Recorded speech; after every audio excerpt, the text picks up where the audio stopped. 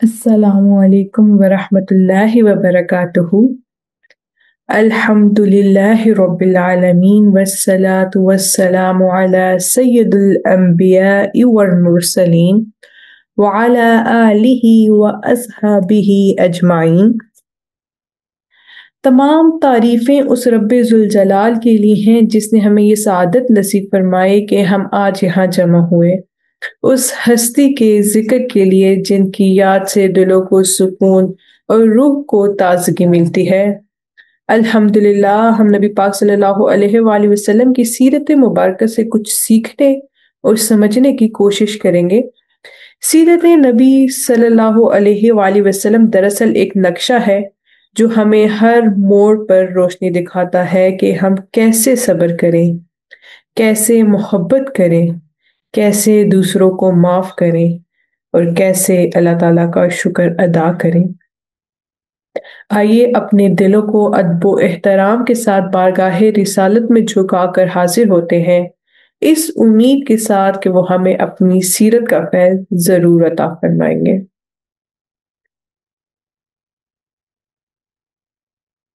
आज जो टॉपिक हम पढ़ रहे हैं वो है ऐलान नबूवत के बाद मक्की हयात मुबारक।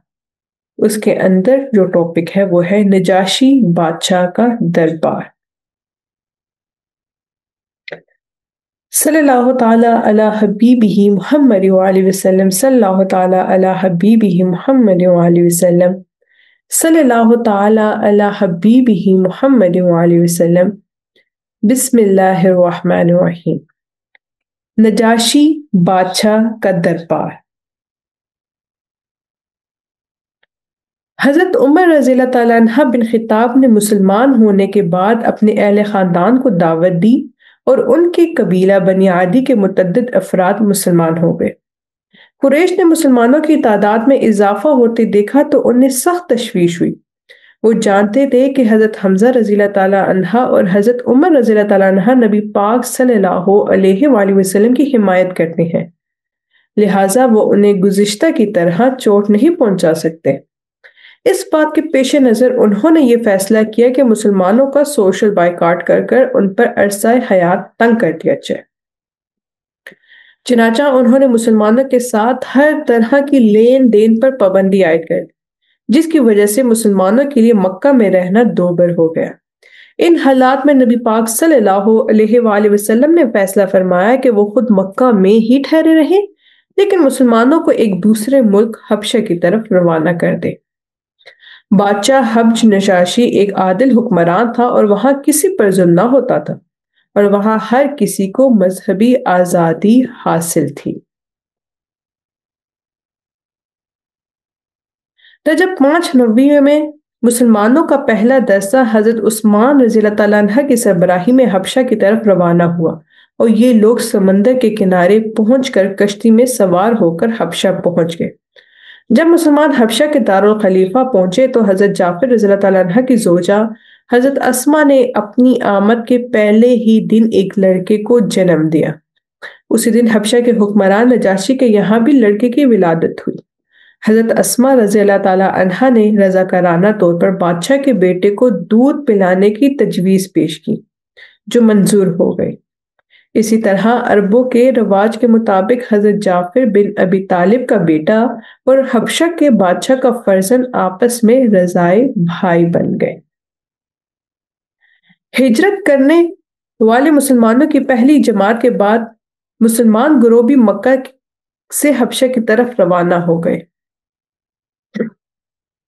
और मजमूई तौर पर 109 मुसलमान हबशा में जमा हो गए।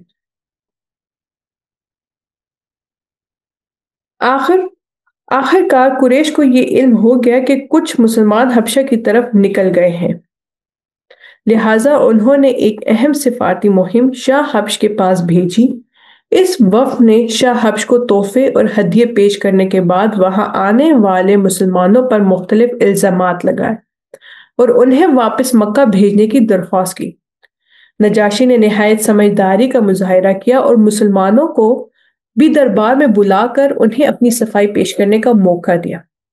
इस मौके पर हजरत जाफर रज़ियल्लाहु ताला अन्हा बिन अबी मुतलिब ने मुसलमानों की नुमाइंदगी निहायत खूबसूरत तरीके से की اور کہا، اے بادشاہ، ہم لوگ بت پرست تھے، کوئی برا کام کرنے میں ہم شرمسار نہیں ہوتے تھے، کمزوروں اور تنگ دستوں پر ظلم روا رکھنا ہماری عادت بن چکی تھی، ہم اندھیروں میں بھٹک رہے تھے کہ ہمارے درمیان ایک پیغمبر محمد بن عبداللہ پیدا ہوئے، اور اس نے ہمیں خدائے واحد لا شریک کی عبادت کا رستہ دکھایا، اور ہمیں یہ درس دیا کہ ہم پتھر سے بنی ہوئی مورتیوں کو پوجا نہ کریں،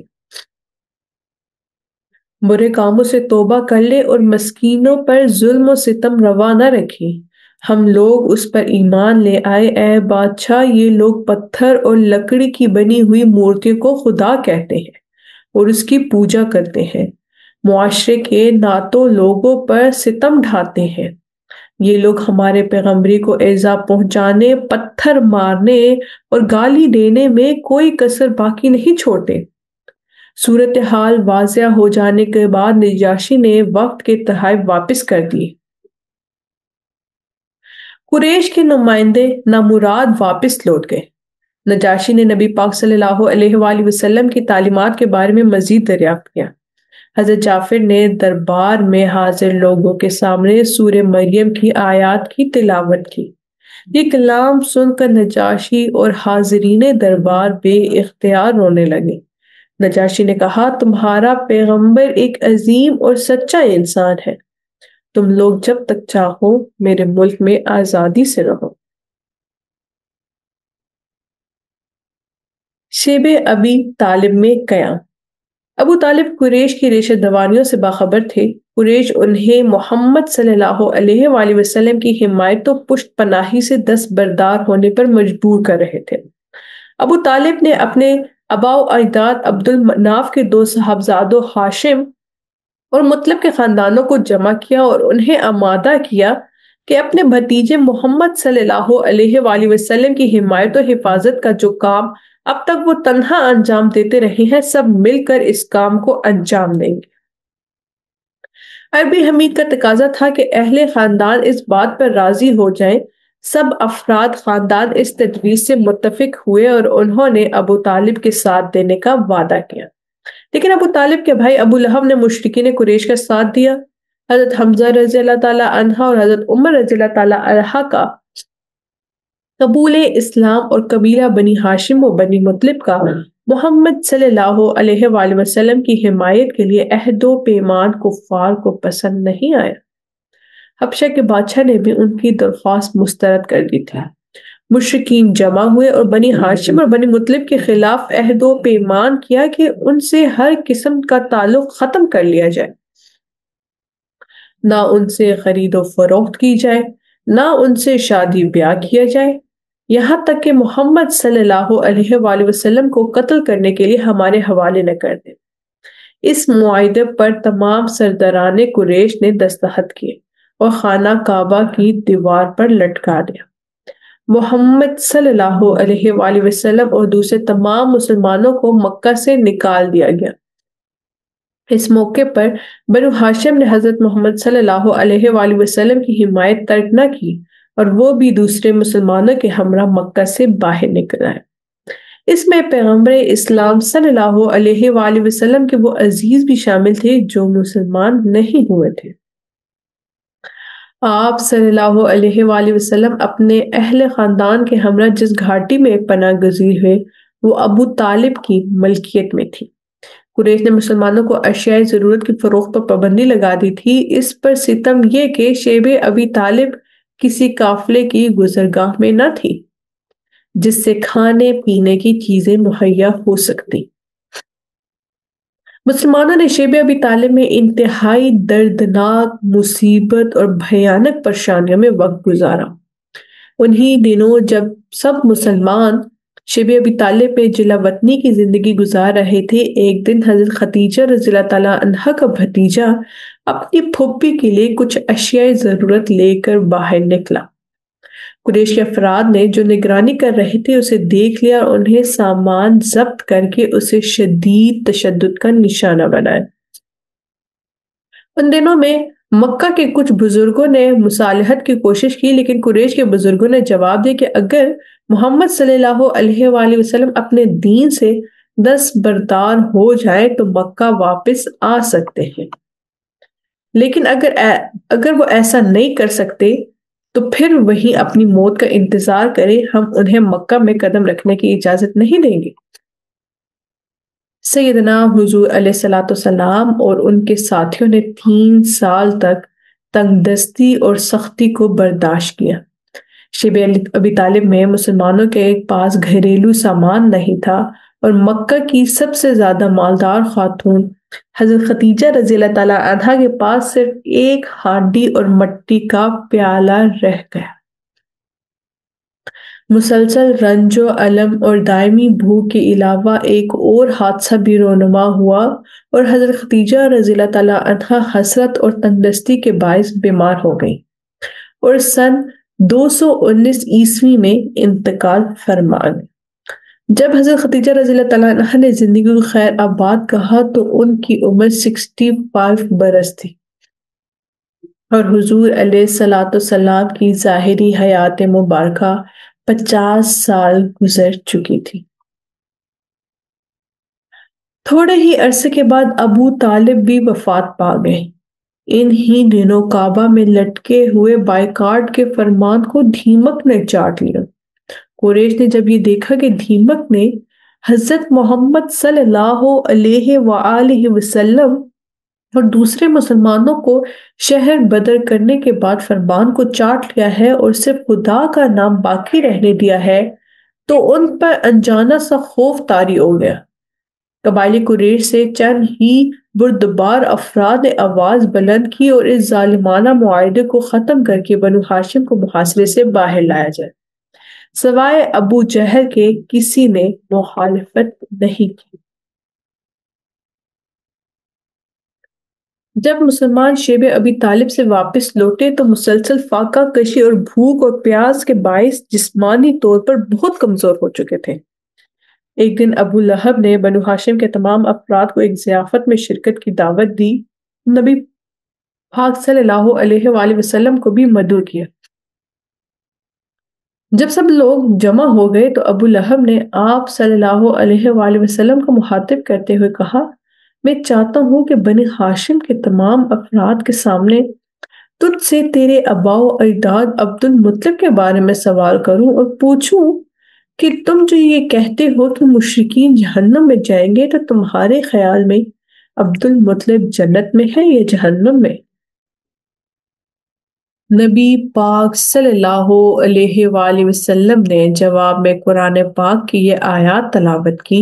ترجمہ: پیغمبر اور وہ لوگ جو ایمان لائے خدا سے مشرکوں کے لیے مغفرت طلب نہ کریں، چاہے وہ لوگ ان کے اقربا میں سے ہوں۔ سورہ التوبہ آیت نمبر 114۔ اس کے بعد ابو لہب ابو طالب کے بارے میں اور اس کے بعد کچھ اور بڑے بزرگوں کا نام لیا جو نبی پاک صلی اللہ علیہ وآلہ وسلم کے اجداد میں سے تھے، اور پوچھا کہ یہ لوگ بخش دیے جائیں گے یا نہیں۔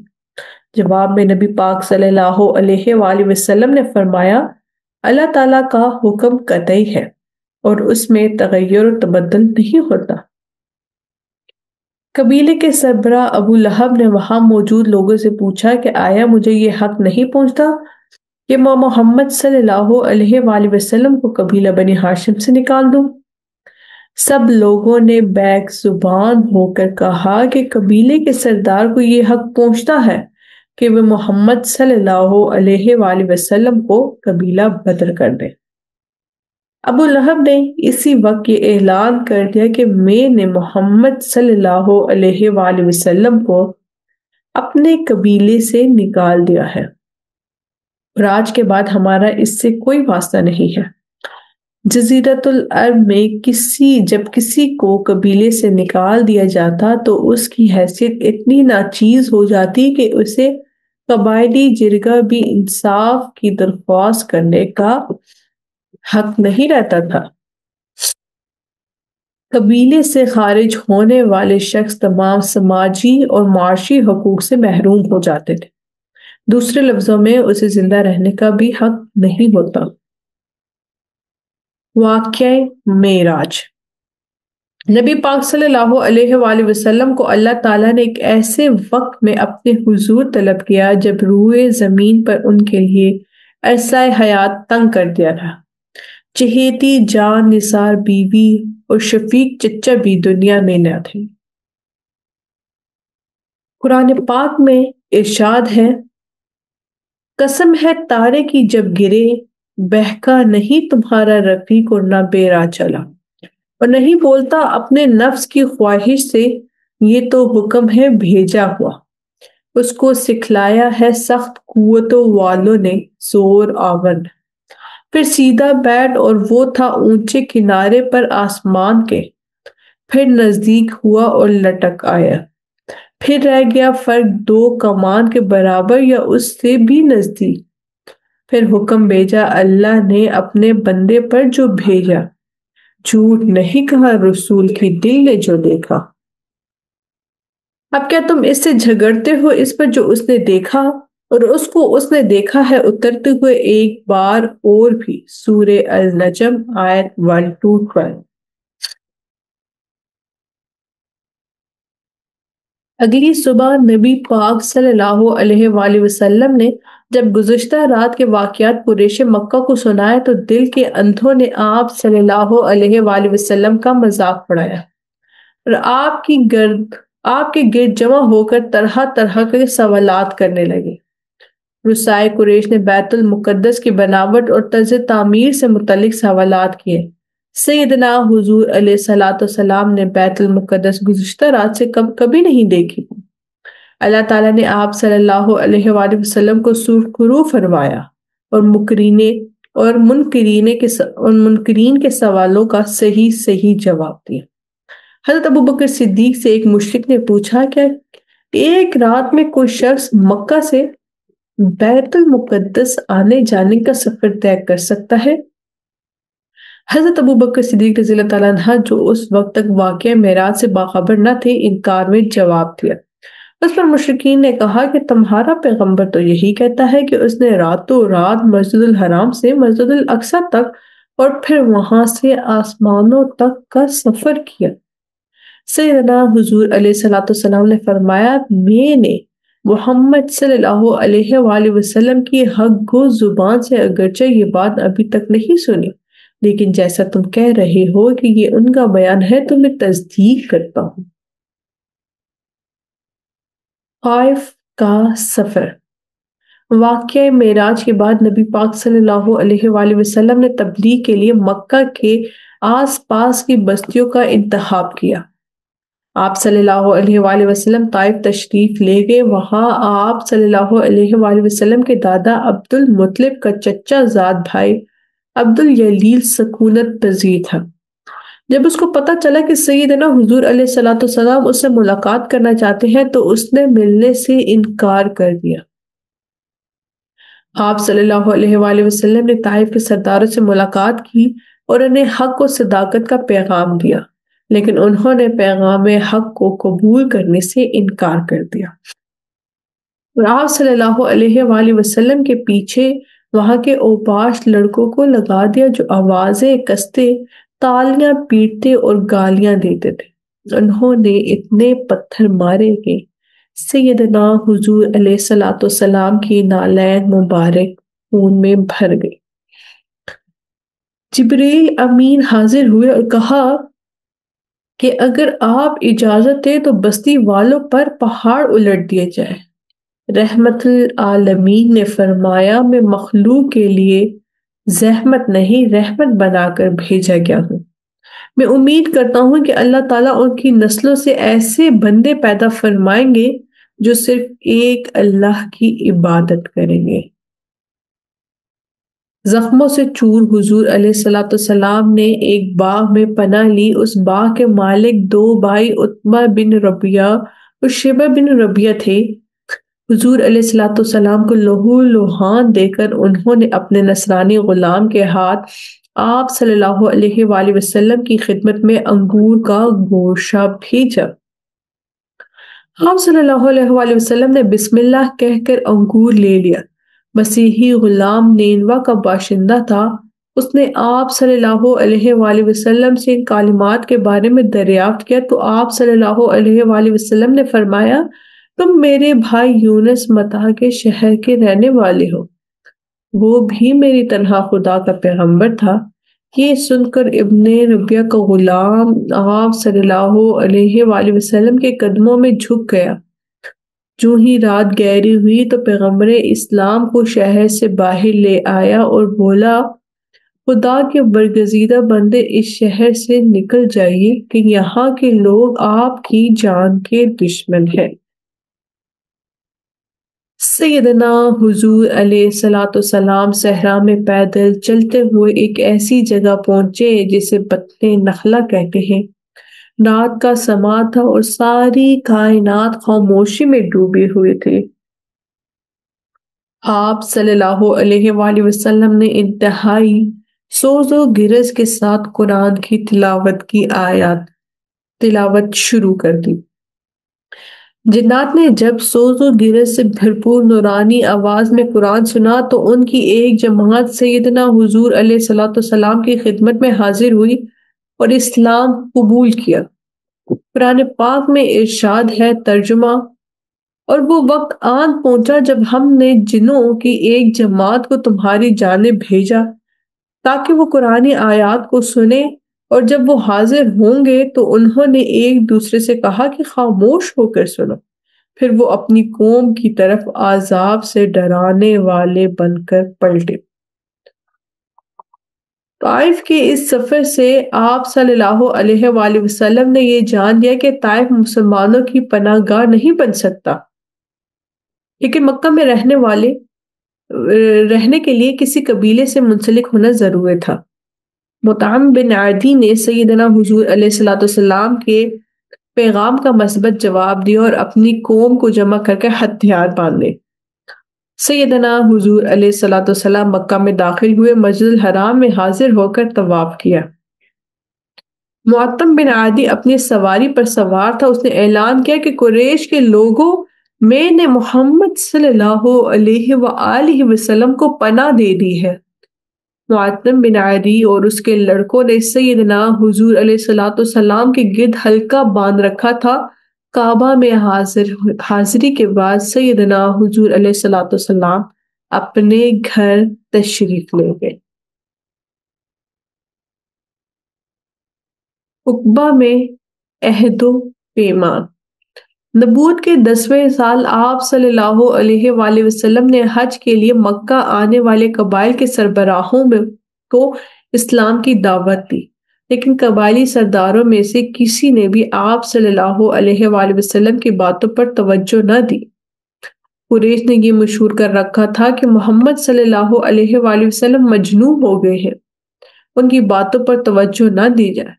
لیکن حضور علیہ الصلوۃ والسلام نے اپنا کام جاری رکھا۔ مکہ اور منع کے درمیان عقبہ کے مقام پر سیدنا حضور علیہ الصلوۃ والسلام کو چند لوگ ملے۔ آپ صلی اللہ علیہ وآلہ وسلم نے ان سے اپنا تعارف کروایا اور خدا واحد لا شریک کی صفات بیان کی۔ ان کی کل تعداد 6 تھی اور وہ یثرب سے آئے ہوئے تھے۔ ان کے قبیلے کا نام خزرج تھا۔ ان لوگوں نے آپس میں صلح و مشورہ کیا اور ان 6 افراد نے اسلام قبول کر لیا۔ یہ لوگ جب یثرب پہنچے تو انہوں نے نبی پاک صلی اللہ علیہ وآلہ وسلم کے پیغام کو عام کرنے کی سعادت نصیب ہوئی۔ اگلے برس عقبہ کے مقام پر مزید 12 افراد سیدنا حضور علیہ الصلوۃ والسلام کی خدمت میں حاضر ہوئے اور دین حنیف میں داخل ہونے کے بعد یہ عہد لے لیا گیا۔ نمبر 1، اللہ کے ساتھ کسی کو شریک نہیں کریں گے۔ نمبر 2، تحریب اور برے اعمال سے دور رہیں گے۔ نمبر 3، جان و مال کے ساتھ سیدنا حضور علیہ الصلوۃ والسلام کی حمایت کریں گے۔ نمبر 4، اسلام کی حمایت اور سر بلندی کے لیے مشرکین سے لڑنا پڑا تو لڑ پڑیں گے۔ عقیدت و توحید سے سرفراز ہو کر یہ لوگ واپس جانے لگے تو سیدنا حضور علیہ الصلوۃ والسلام حضرت موسیٰ بن عمیر کو ان کے ہمراہ کر دیا تاکہ وہ 9 مسلمانوں کو تعلیم دے۔ اس سے اگلے سال یثرب سے آنے والے لوگوں میں سے 75 افراد نے اسلام قبول کیا اور اسلام کے لیے جان و مال قربان کرنے کے لیے عہد کو دہرایا۔ یثرب میں اسلام کا غلغلہ بلند ہونے اور شب و روز مسلمانوں کی تعداد میں اضافے سے مسلمانوں کو ایک پناہ گاہ میسر آ گئی۔ سیدنا حضور علیہ الصلوۃ والسلام نے مکہ سے مسلمانوں کو ہدایت کی کہ وہ یثرب کی طرف ہجرت کر جائیں۔ مسلمان اپنا گھر بار اور سب کچھ چھوڑ چھاڑ کر مکہ سے یثرب ہجرت کریں۔ مسلمان اگرچہ چھوٹے چھوٹے قافلوں میں ہجرت کر رہے تھے، مگر مکہ میں یہ بات پھیل گئی۔ مکہ میں مسلمانوں کو ہجرت سے روکنے اور مکہ سے باہر نکلنے پر پابندی لگانے کا فیصلہ ہوا۔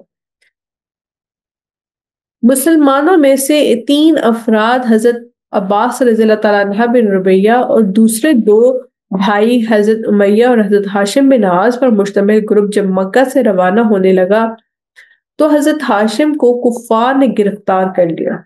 اس زمانے میں رائج سزاؤں میں سے ایک سزا یہ تھی کہ زنجیروں میں جکڑ کر صحرا کی تپتی ریت پر چھوڑ دیتے تھے۔ حضرت ہاشم کے ساتھ بھی یہی سلوک کیا گیا۔ حضرت ابو سلمہ رضی اللہ تعالیٰ عنہ جب ہجرت کا ارادہ ظاہر فرمایا تو ان کے سسرال والوں نے ان سے ان کی بیوی چھین لی اور ان کی والدین نے بچی لی۔ ان کی بیوی نے شوہر اور بچے کی جدائی میں پورا سال رو رو کر گزار دیا۔ بالآخر ان کے گھر والوں نے انہیں شوہر کے پاس جانے کی اجازت دی۔ انہوں نے دادا دادی سے بچے کو لیا اور مدینہ پہنچ کے حضرت صہیب ہجرت کا کفار مکہ کو جب پتہ چلا تو قریش نے کہا تم جب ہمارے پاس آئے تھے تو مفلس